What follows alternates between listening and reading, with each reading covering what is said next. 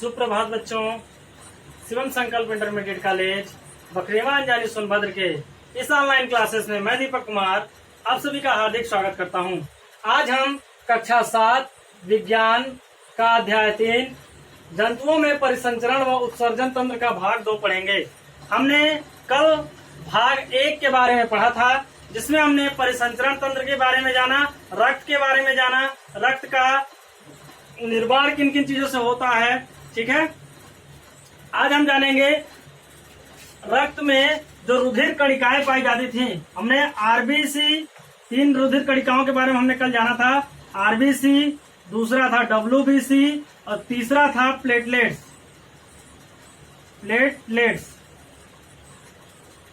ठीक है, इन 3 चीजों के बारे में हमने जाना था। आज हम इसमें थोड़ा सा और कुछ जानेंगे।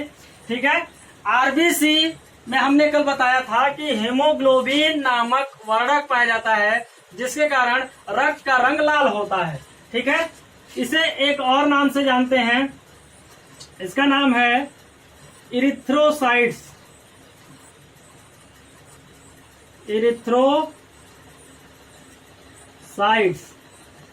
क्वेश्चन ये आ सकता है,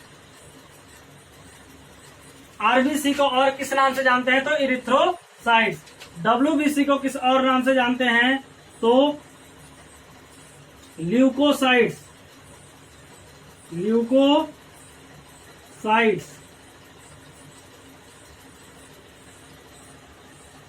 और प्लेटलेट्स को और किस नाम से जानते हैं? तो थ्रोम्बोसाइट्स।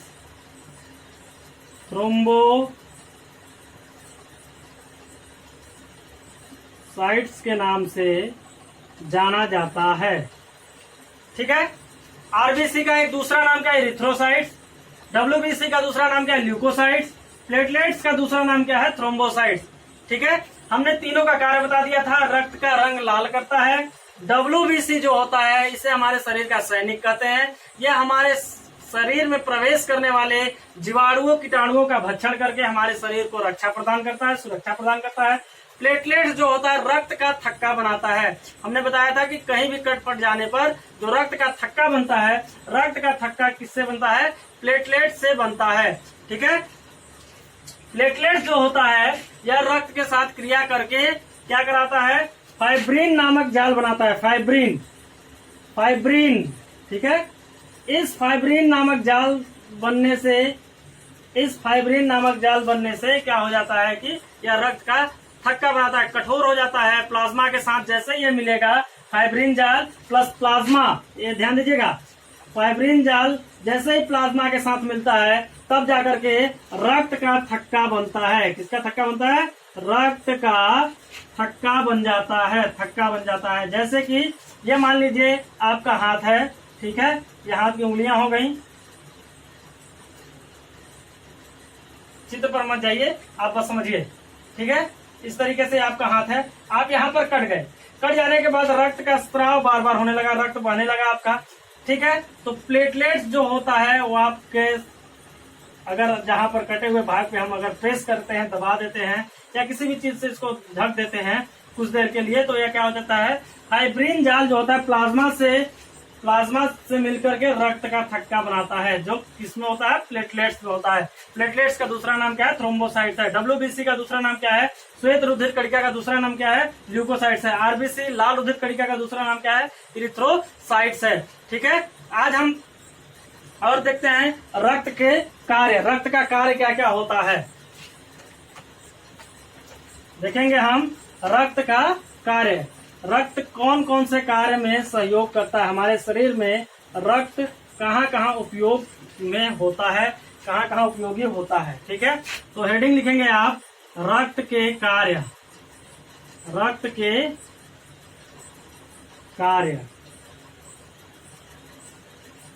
का कार्य कौन कौन सा होता है? रक्त के कार्य, पहला नंबर होता है, रक्त का पहला कार्य क्या होता है? यह ऑक्सीजन को शरीर के सभी भागों में पहुंचाता है। ऑक्सीजन को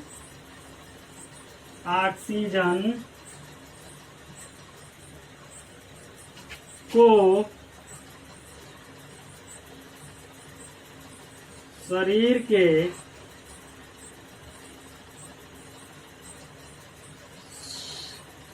सभी भागों में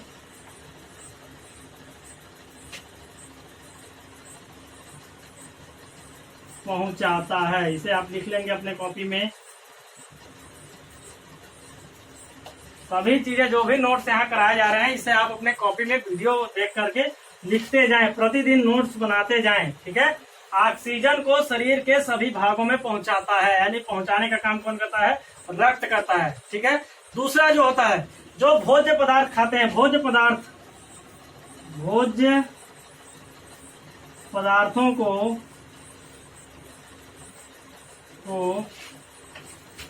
शरीर के सभी भागों में पहुंचाता है।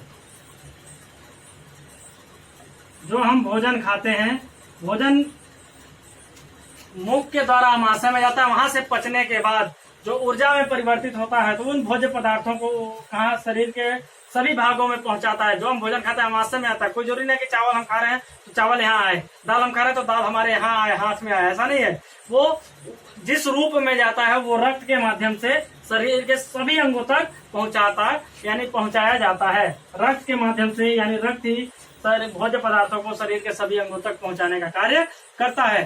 दूसरा है, रक्त का थक्का बनाता है। क्या करता है? अगर कहीं कट जाता है तो रक्त क्या बनाता है? रक्त का थक्का बनाता है। फाइब्रिन, अभी हम पढ़े, फाइब्रिन जाल बनाता है और वो प्लाज्मा के साथ क्रिया करके रक्त का थक्का बनाता है। कहीं भी कट जाते हैं तो रक्त का थक्का बनाने का कार्य कौन करता है? रक्त ही तो करता है। प्लेटलेट्स, जो रक्त का क्या है? कणिका से बन के बना है, यानी कणिकाओं का भाग है। तो रक्त में कणिका का अवशेष है, यानी कणिका ही मिलकर के रक्त का निर्माण करती है। तो रक्त का कार्य क्या हो गया? रक्त का थक्का बनाना है, यानी रक्त का थक्का बनाया जाता है। नेक्स्ट है, यह जीवाणुओं को नष्ट करता है। जीवाणुओं का भक्षण, WBC, जीवाणुओं का भक्षण, यानी जीवाणुओं को नष्ट करता है, समाप्त करता है, खाता है, यानी हमारे शरीर को सुरक्षा प्रदान करता है। यह सामान्य रूप से रक्त का कार्य हो गए। ऑक्सीजन को शरीर के सभी अंगों तक पहुंचाता है, भोज्य पदार्थों को शरीर के सभी अंगों तक पहुंचाता है, रक्त का थक्का बनाता है, जीवाणुओं का भक्षण करता है। एक मोस्ट इम्पोर्टेंट और एक इम्पोर्टेंट पॉइंट लिख लीजिए, इसका उपयोग रक्त का कार्य एक और होता है जो बहुत ही मुख्य होता है। ठीक है।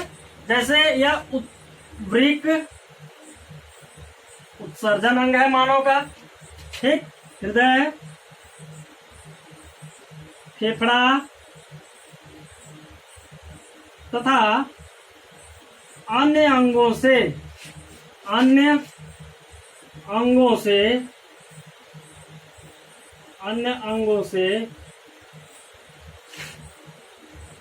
उत्सर्जी पदार्थों को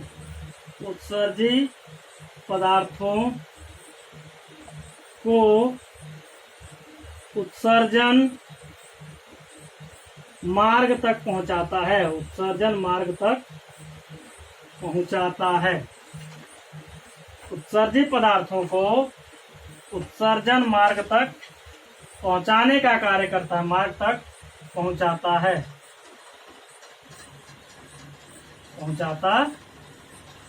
अभी क्या है? रक्त का कार्य है। ठीक है। हम आगे रक्त आधान तथा रुधिर वर्ग के बारे में पढ़ेंगे, लेकिन भाग 3 में, नेक्स्ट वीडियो में। तब तक के लिए धन्यवाद। आपका दिन शुभ हो।